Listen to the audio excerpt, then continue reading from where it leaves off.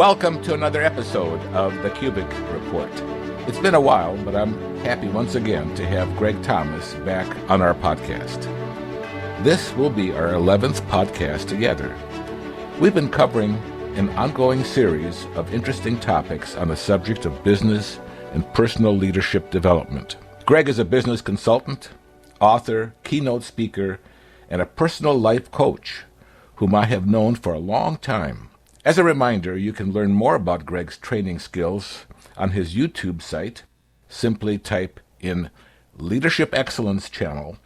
That's Leadership Excellence channel on the YouTube homepage search bar, and you'll find him. So in the past, we have spoken with Greg about personal leadership, business leadership, servant leadership, and most recently, how to have a fulfilling and productive day.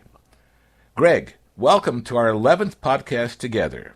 Wow, 11 already, Vic. That's kind of cool. It's good to be with you today. And last time we spoke on my YouTube channel, since you mentioned it, I had 1,223 subscribers. And as of today, this morning, I have 3,290 subscribers. So it's a tremendous amount of growth in the few months since we've done a podcast. And I certainly give partial credit to the KUBIK Report and thank you for it, and I'm delighted to be here today with you. Well, that's so exciting to hear. I'm glad that we had a little part, whatever that part may have been, to promote the podcast, the channel, your work. That's exciting to us to see people wanting it and desiring it. Mm-hmm. Now, Greg, you seem to be an upbeat coach who promotes a mindset of being positive. What are your views, and how did you come to this, and tell us about the topic for today. Okay. Well, I thought what I would do today is to kind of come full circle from some of the discussions that we've had and get back to talking about the power of choices and the importance of having a positive mental attitude and avoiding negativity in our lives and why that's so important. But I thought I would begin by answering a question that I am often asked because it's a very popular topic in some circles, and that is there any validity to the law of attraction? So with your permission, I'd like to talk about that a little bit because that's a question that I'm asked quite often. Well, that's very interesting to hear because I've known about the law of attraction or subjects relating to it, and sometimes they are very exciting in how people present them. And at other times, they are shrouded with a dark cloud. So I'm really glad that you are talking about the subject to give us insight. Yeah, I thought that would be a good introduction to our discussions today. So the law of attraction is like anything that becomes popular. It has some elements of truth. After all, anything that's a distortion, in order to be believable, must at least have a few elements of truth. And that certainly is the case for the law of attraction. It's a new thought belief that became popular in the 1850s. And it's a belief that positive or negative thoughts alone bring positive or negative experiences into a person's life. It's a pseudoscience, and it's based on incorrect assumptions. And so I thought I would talk about that a little bit today. It's based on the idea that people and their thoughts are made from pure energy. And that like energy attracts like energy, therefore, allowing people to improve their health and their wealth and their personal relationships because they are attracting that health and wealth and personal relationships. So it's a belief that the universe creates and provides for you everything that your thoughts are focused on. It's believed by many to be a universal law, and that's a common phrase that's used by people who are advocates of the law of attraction, that it's a universal law. And they like to use the phrase like always attracts like. Mm-hmm. And the results of these positive thoughts are always positive consequences, but the same holds true for negative thoughts. Negative thoughts, according to the law of attraction, always lead to bad outcomes. So in a nutshell, that's kind of the definition. It's had a lot of supporters since the 1800s. A man who is probably considered the founder was a gentleman named Phineas Quimby. He died around 1866. He actually, Mary Baker Eddy, who founded a religion, went to see him. He was a mesmerist, and he claimed that he could heal people of their ailments, which doctors could not cure. And that's what he claimed, and supposedly there were some people that visited him, and through his arts, through his influence, he was able to cure them. And there Hmm. was another gentleman who became very popular, was considered a co-founder. His name was Wallace Wattles. We could call him kind of a self-help guru. And then in 2006, the idea exploded with a book by Rhonda Byrne called The Secret. And The Secret was also made into a film. And over the years, it has had a lot of followers, a lot of advocates, and names that most people would recognize, like Napoleon Hill was an advocate of the law of attraction, Norman Vincent Peale. So you can see that with some Christian religious leaders, they also were attracted to this concept. W. Clement Stone, a gentleman who died recently, who was very popular, Bob Proctor is his name, has a lot of YouTube videos, and all of these are advocates and have been advocates. There are many others who most people, their names, they wouldn't realize. So here's some of the beliefs. I thought I would just mention some of the beliefs of the law of attraction. Yeah, I think that would be good to unpack that a little bit. Yeah, well, sure. One of them is that the universe sets your life purpose according to your thoughts. So you attract, in essence, what you want. It's as if the universe has a mystic magic wand and it gives you what you desire or want. And whatever happens to you basically is because of you alone. If you are attracting good things, it's because the universe is giving you what you desire and what you want. If you're attracting bad things, it's because the universe gives you what you desire or what you want. But the reality is that the universe doesn't give diddly squat about your feelings or what you want. It has nothing to do with what we do in our lives.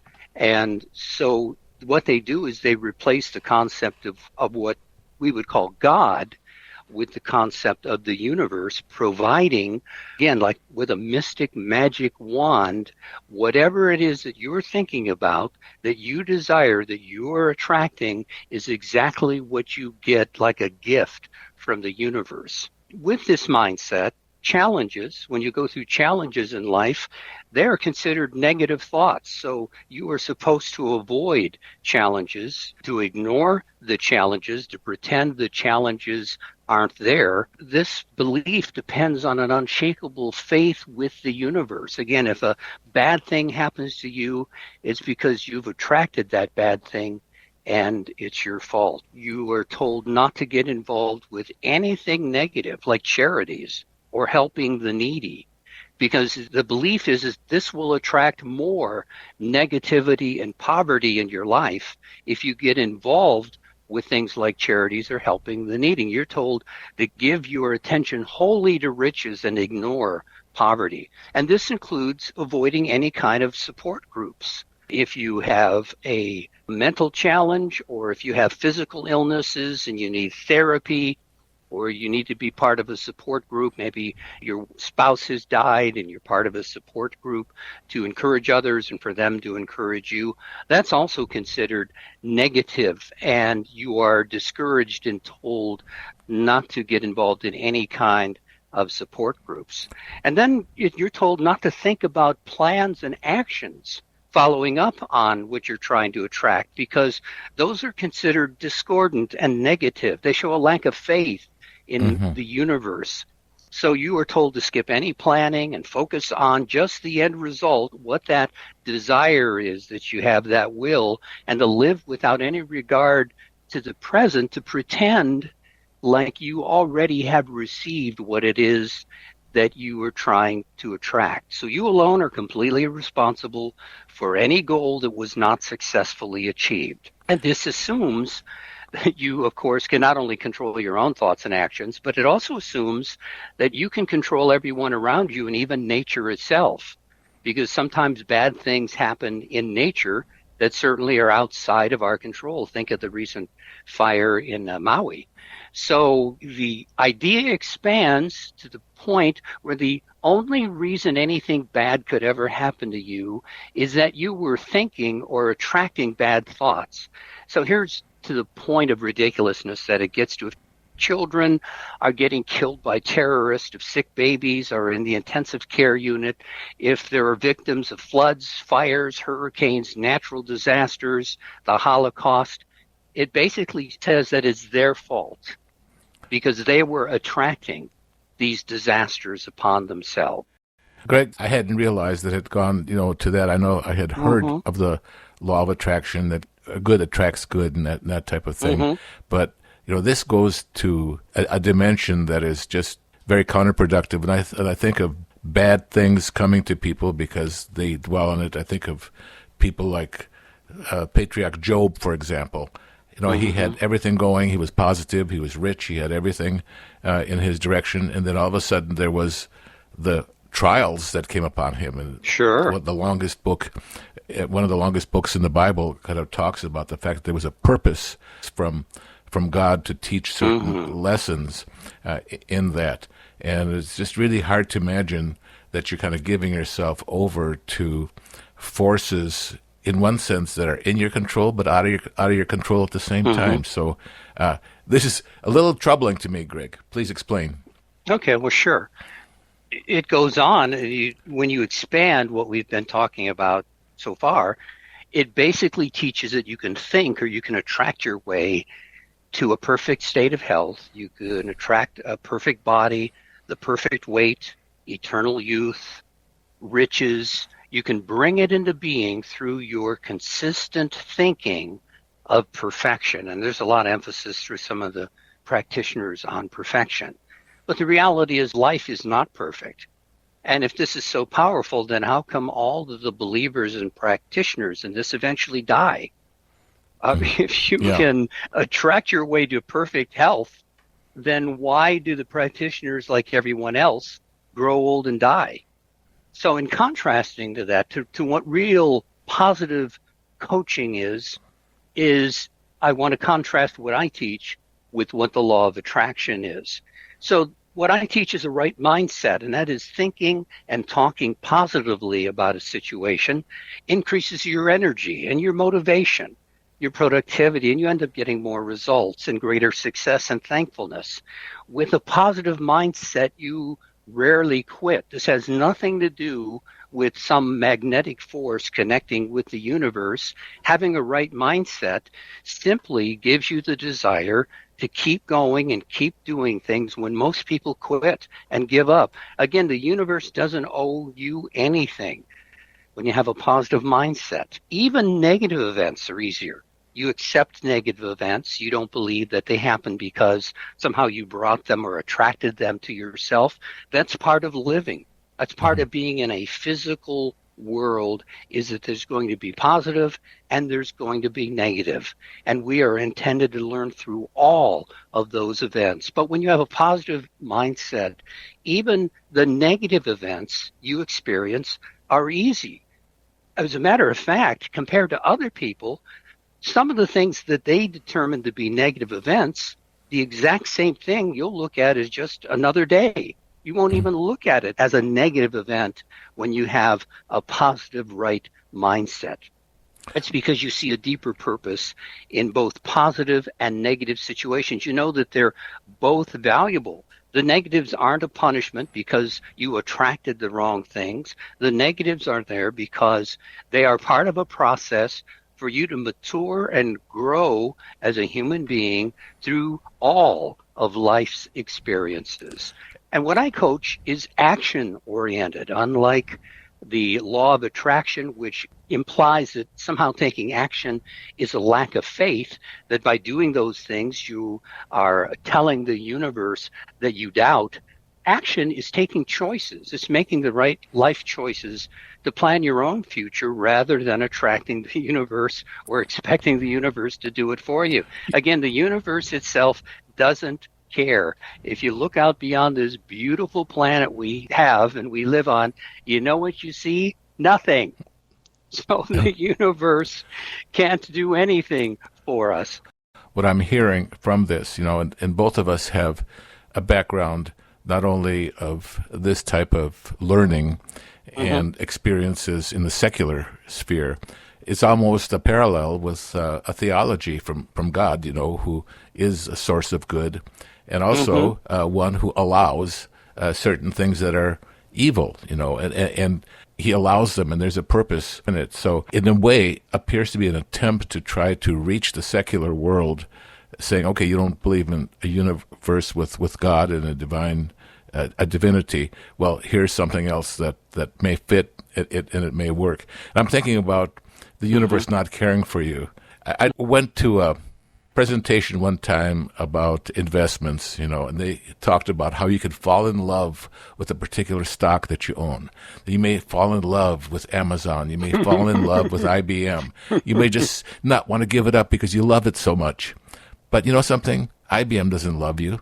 Amazon doesn't love you. They'll drop you in a second. They'll throw you under the bus right away for their benefit. Absolutely. So you could wish yourself into a delusional state of wanting something that just doesn't exist, and yet we have revelation. So we have revelation that shows that that there is a way. So this is very interesting. I hadn't known that much about the law of attraction. I had heard about it, and I had some contact, with people in it in kind of a new age type of environment. Yeah, I think they are. I mean, there is what we might say a non-Christian approach to trying to live life and replacing God with what they term the universe, and then putting some mystical, again, new age, a spin on what the universe is and what it does for us. So there's definitely an agenda there, and it goes back to its founder. So I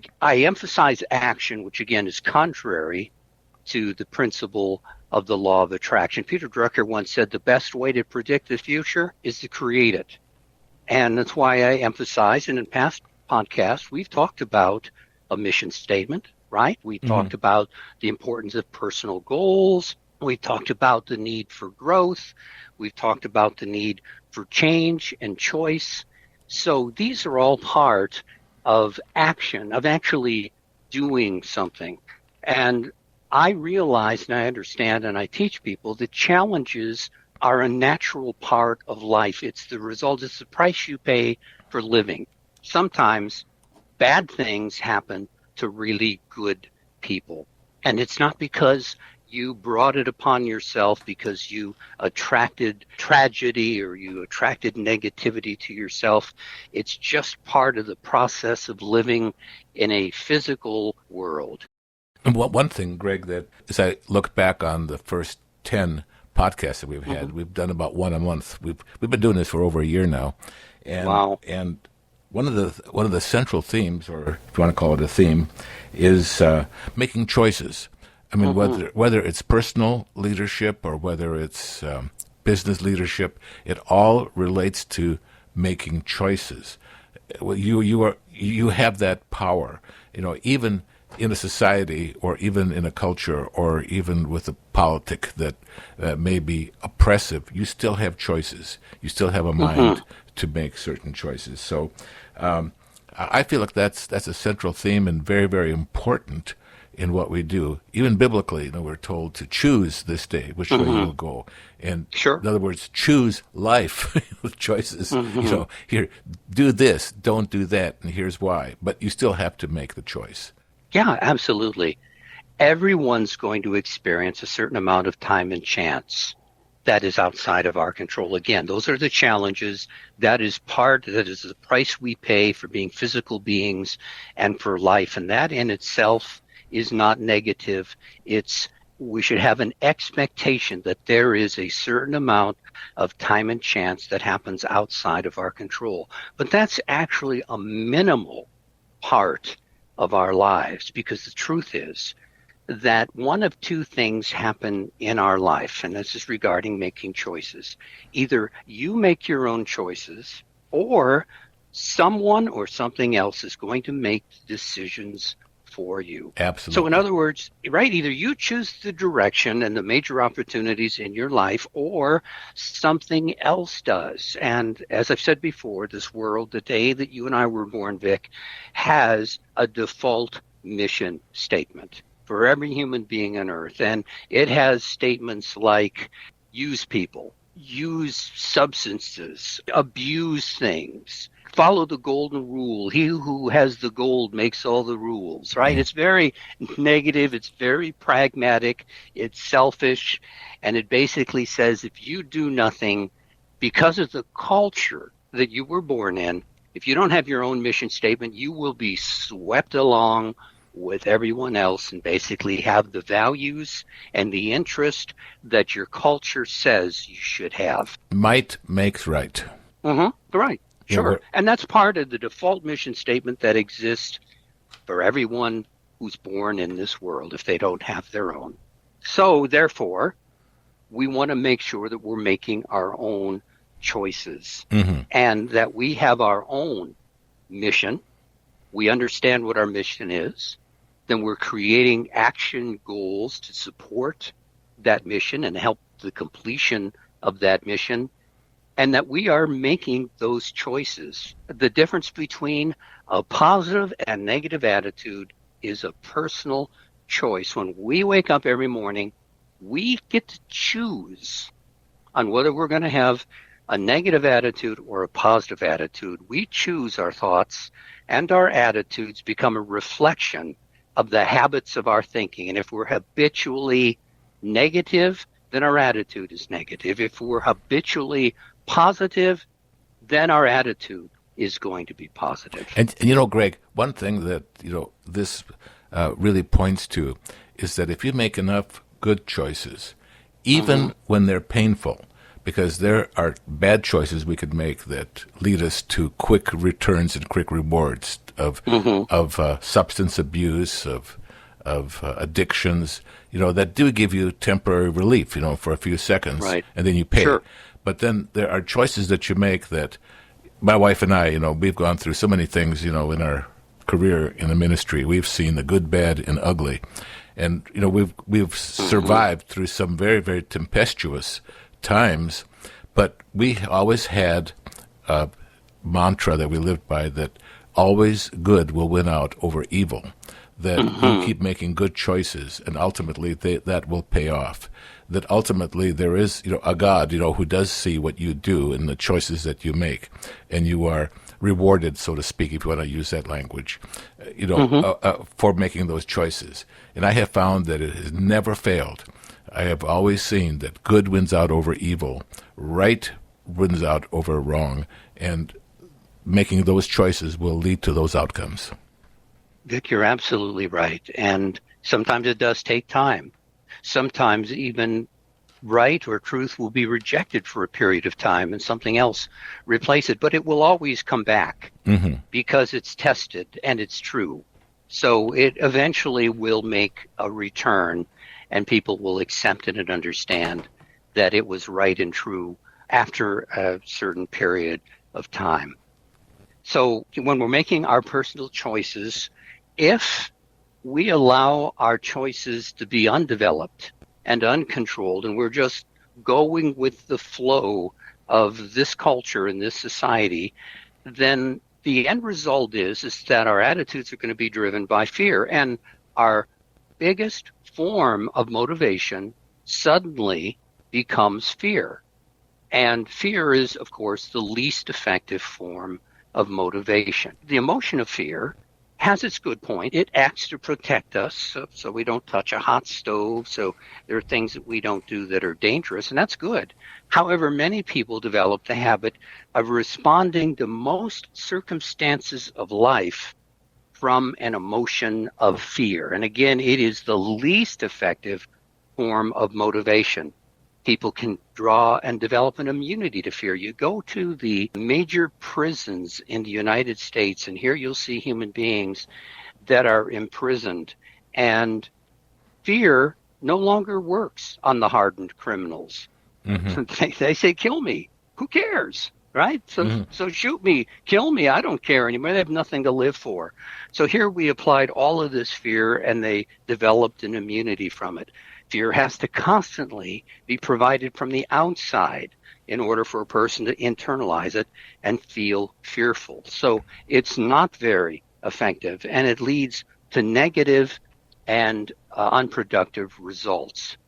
So we have to understand that we got to get away from this fear cycle, and we have to realize the importance of being positive, of doing everything we can to live a productive and positive life.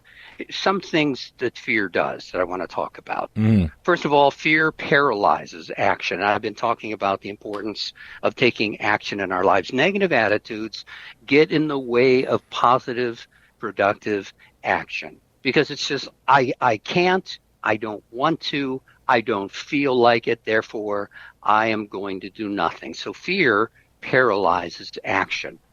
Fear actually supports and reinforces failure. So negative attitudes find comfort in failure because it offers an excuse to quit or to blame something or someone else. So fear tells us we can't do it, we shouldn't do it. Where someone with a positive attitude, though they may face the same obstacles, and though they may experience some fear, overcome that fear, and continue on long after the fearful have quit and crawled back into their shell, because there's a cycle that's being repeated over and over again where the fear creates and stimulates failure, the failure supports the fear, and their lives just continue in that cycle. Fear also eliminates personal ownership of possible solutions.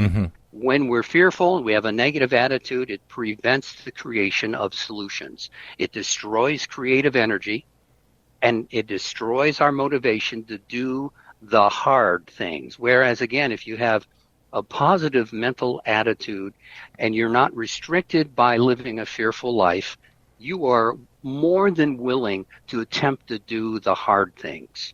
And you go on and on and on trying to do wonderful and new things when the negative and the fearful quit a long time ago. You know, Greg, I wanted to make a comment about that too, if I may here.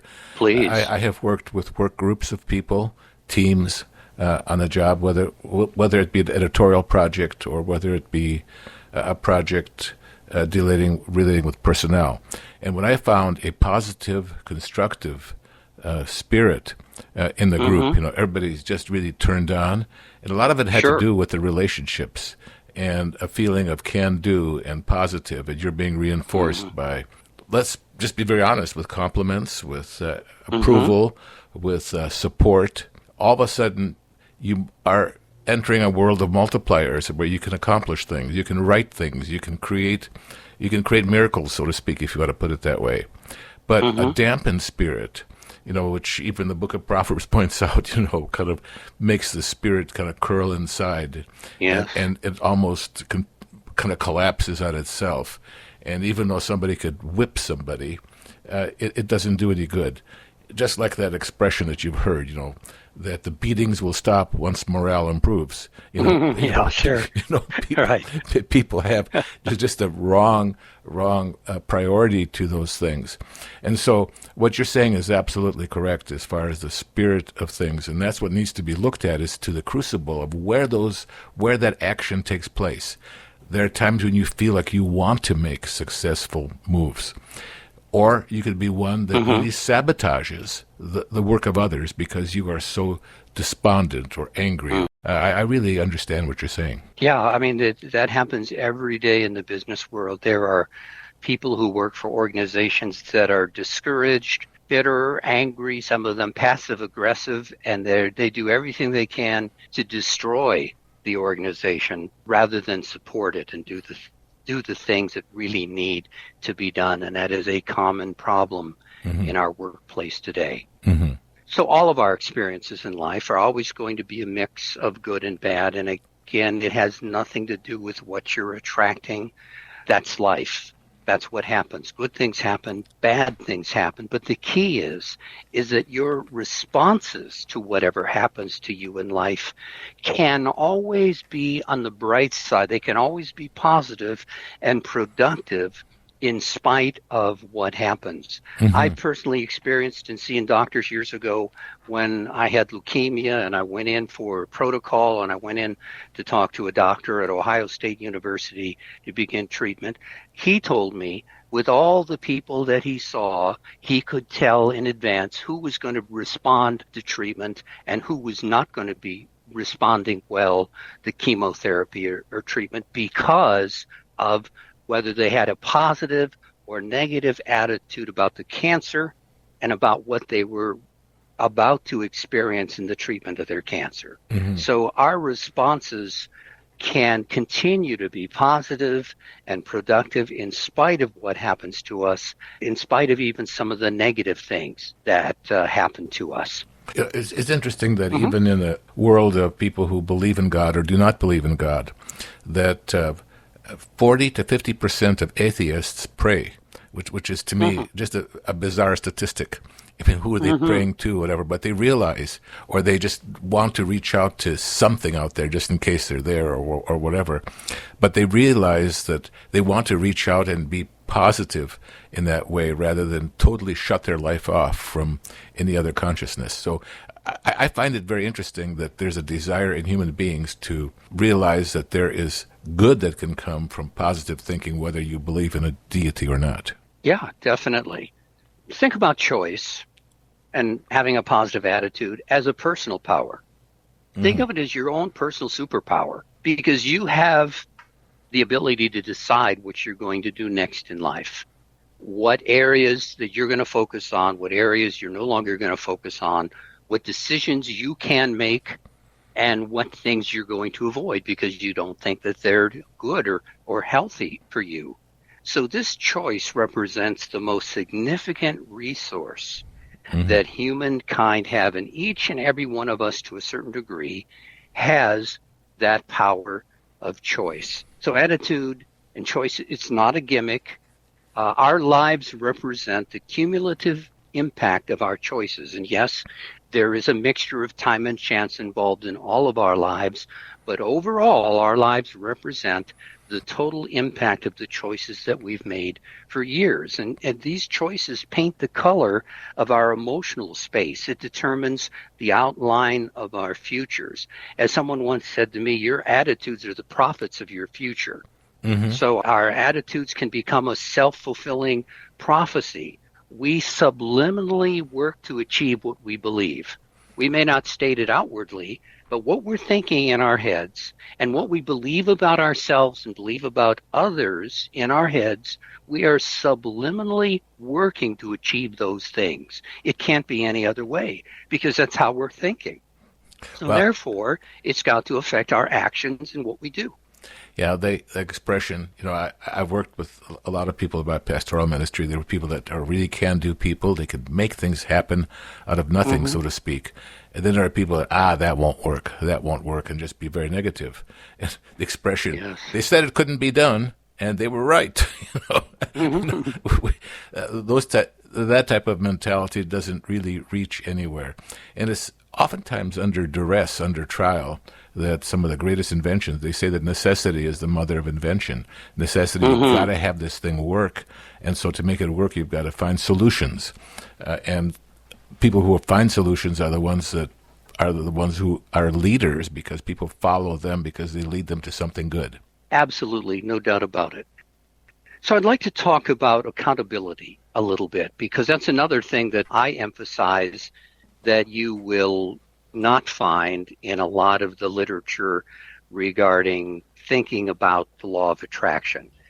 Accountability is important, and it's a choice, and we have to make that choice absolutely and positively to be accountable for all the things that we do.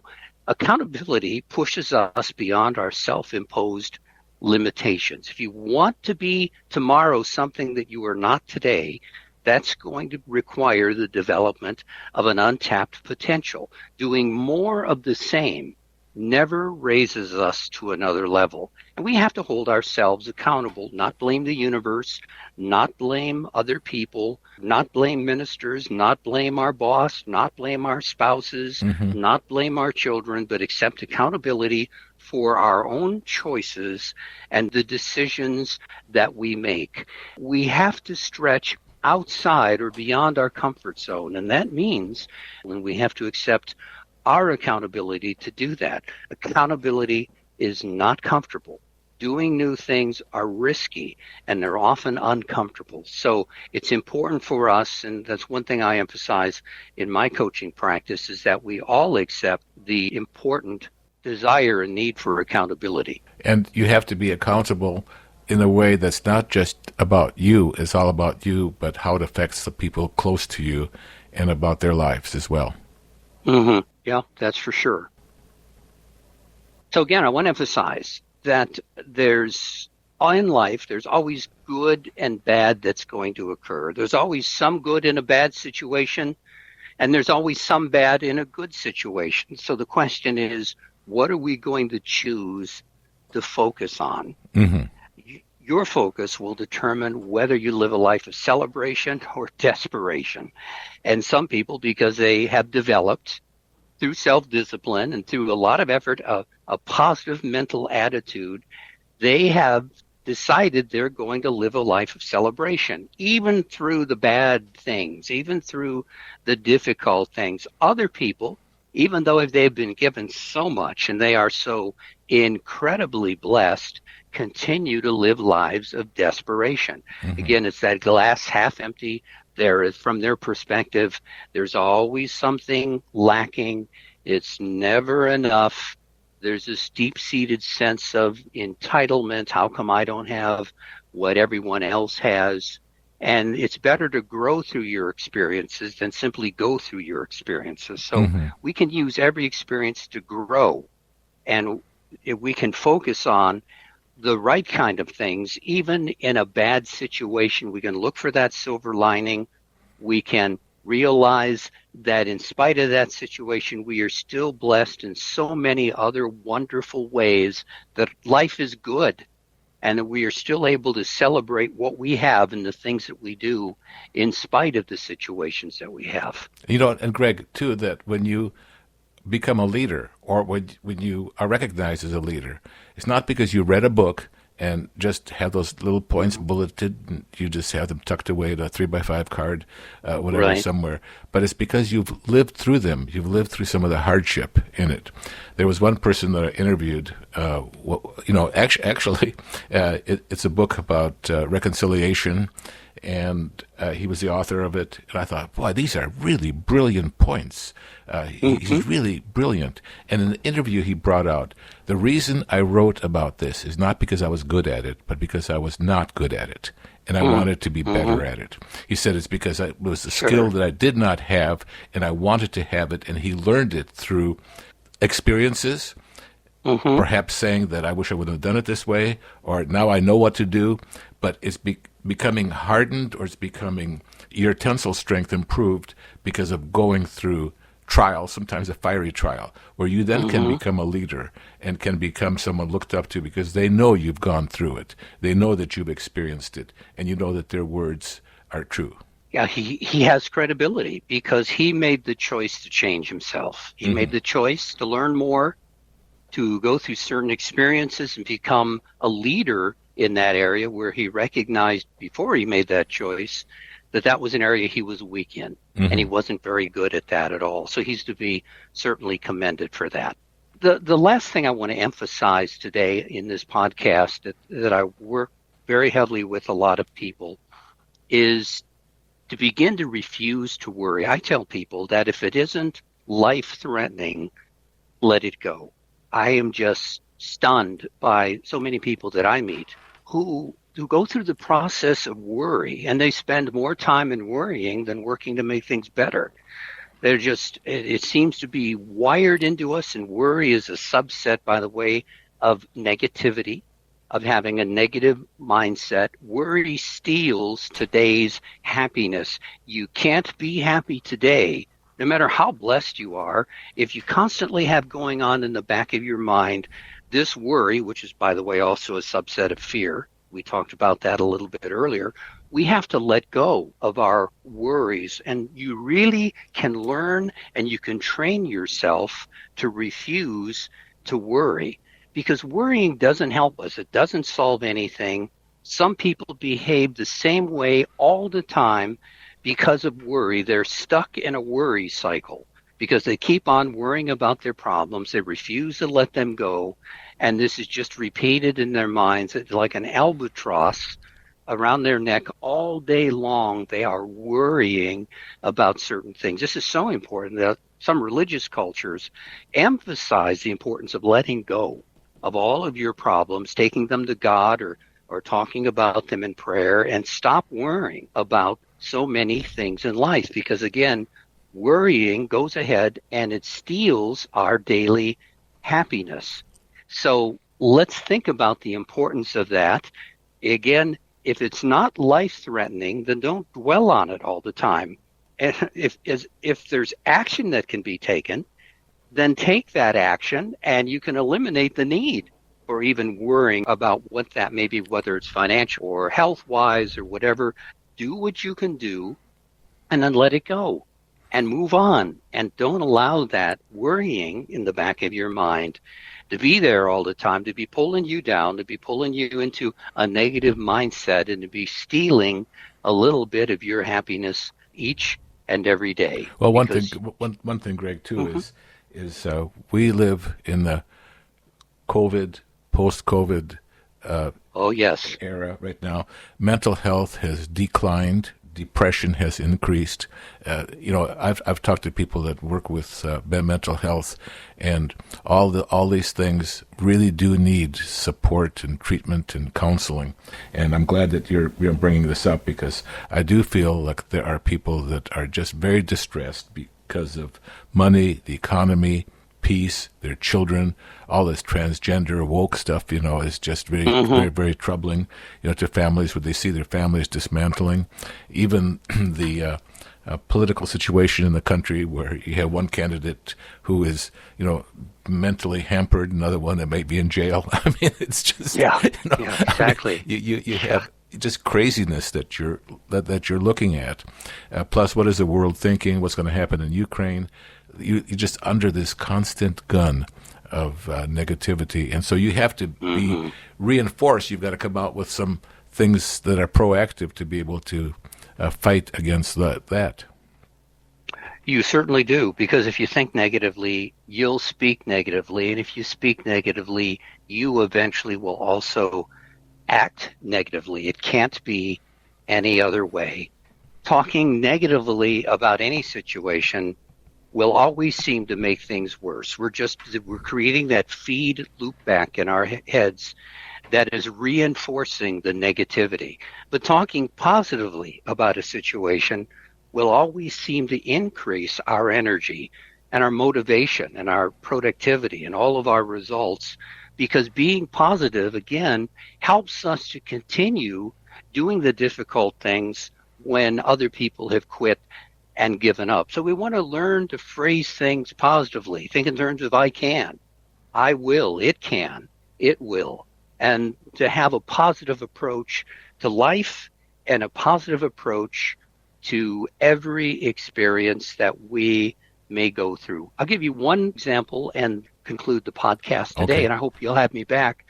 But there was an experiment. In one experiment, they gave 12 students plain ordinary rats, and 6 of the students were told they had highly intelligent rats, and the other 6 were told they had the dumbest, laziest, slowest rats that could be found. And both groups were told to teach their rats to go through a maze. So at the end of 6 months, the psychologist brought these students back. The first group of students had developed the most amazing high-performance acrobatic rats you could imagine. They could go through any maze with ease. The other group failed to teach their rats even the most basic maneuvers to get through the maze. And in both cases, the rats were the same. What was the difference? The beliefs of the students were different.